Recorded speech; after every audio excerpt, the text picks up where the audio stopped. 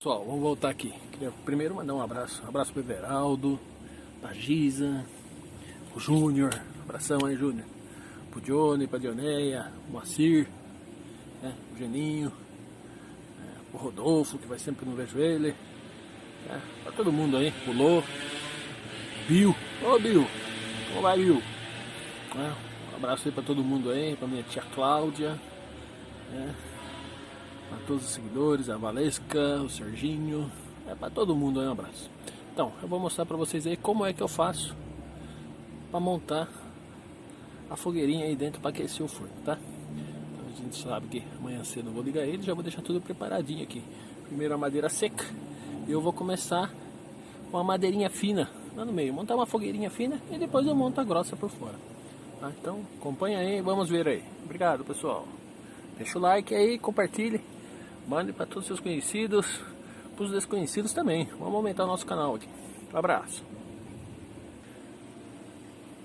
Então vamos lá, pessoal. Quando eu rachei a lenha lá, vai aparecer aqueles pedacinhos assim, ficava aquelas lasquinhas assim.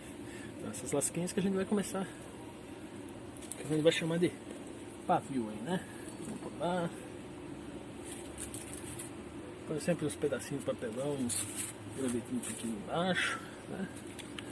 E aqueles gravetinhos, ó, aqueles mais fininhos. Que rachou ali, ó. Fininho. Aqui é mais fácil. Tem um aqui um pouquinho maior, vou deixar pra mais. Olha lá. Esses que estão mais fininhos, tá? Aqui fininhos, tá? É aqui que faz a gente ter a fogueira maior. Aqui eu vou pôr um pouquinho maior, tá? E aí começou. Esse é o pavio central, uma fogueirinha bem pequena para a gente começar o incêndio, tá? Aí eu jogo um pouquinho de álcool aqui em cima, pavio já era, tá? Espera aí que agora eu vou buscar a lenha maior para pôr aí. Fica acompanhando, pessoal.